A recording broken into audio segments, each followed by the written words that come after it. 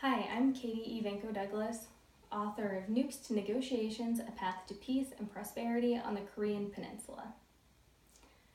The book is mainly a how-to manual. It starts out by describing a vision for North Korea that I don't think others realize is possible. And then the next two chapters are how we got to that vision and how we can execute on that vision. I thought it was important to write this because I think we need as much innovative thinking as we can get. Preventing nuclear war, raising the well-being of millions of humans, these are important things. We need innovation. We need as many minds working on this as possible. It just happens to be that, I have my degree in global studies. A lot of that was focused on development in East Asia specifically. So I've been studying the region and the topic for about a decade. And I'm sort of classically trained as a diplomat. My senior capstone course had a lot on international negotiations and how to conduct international negotiations. So I basically think of myself as that sweet spot of enough experience to understand what's going on, but enough inexperience to have the audacity to think outside the box and to suggest that we go back to the basics. And the way I describe this is basically negotiating from first principles. So the reason a lot of negotiations in my mind aren't successful is because the actors involved treat it as like an arbitrary power game or like a zero-sum game. And all these tiny things that don't matter are shown as like you gave too much away, or like there's no building trust, there's no like consensus on like what a good end game is. So when I say negotiating from first principles, it's basically like the basics of what everyone in this field should have learned in school. You just take everyone's desired end game and synthesize it together. I know it's easier said than done, but it's not impossible, and it works way better. So the reason that I say from first principles is it kind of reminds me of Elon Musk when he decided to try to make battery packs, and everyone was like, they're too expensive and they have historically been, so it's not going to work out. And he thought, what are the things that go into battery packs? Okay, those aren't that expensive. Can we find a better way to combine them in the way that we need them? And he did. So he thinks that way in STEM fields and business, because that's what he was trained in school. I was trained in social and behavioral sciences and diplomacy. So I use the same sort of thinking, but I apply it to these diplomatic situations. So just like you think, how can we put all the components that need to go into the battery pack in a more efficient way? I think, what does everyone want in this negotiation? How can we put that together in a treaty in an efficient way? And I think that's the sort of innovation that we need if we're going to do things like prevent nuclear war.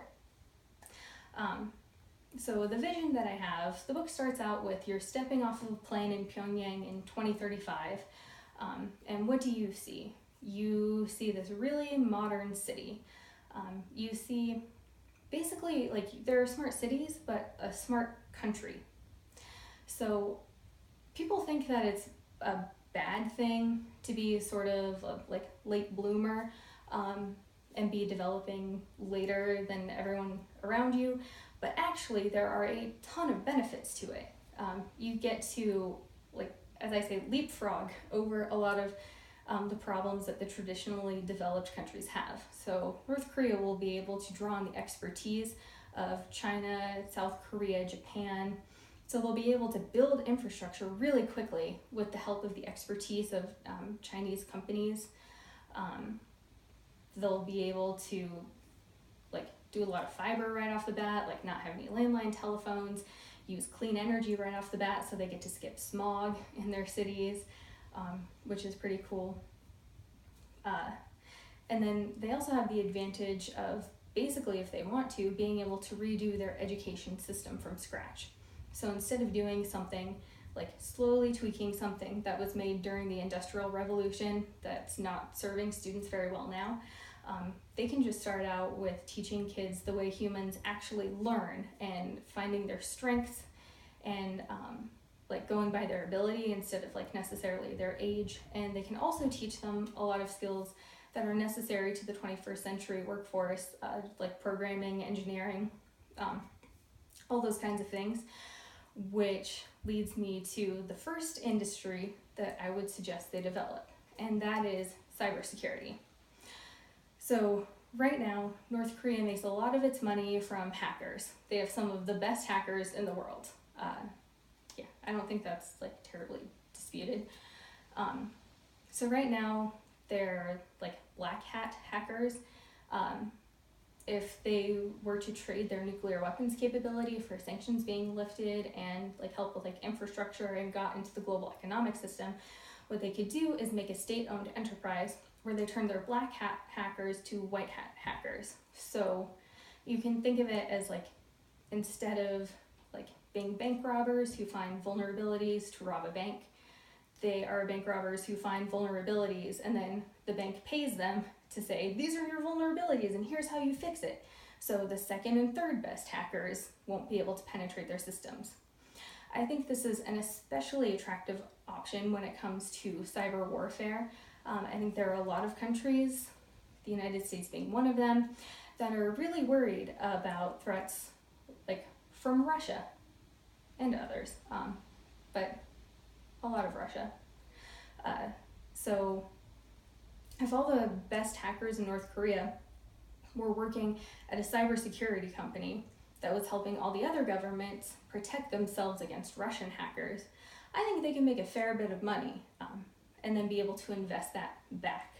So that's how I synthesize a lot of different interests. So first, they would give up their nuclear weapons capabilities. That's what most people want.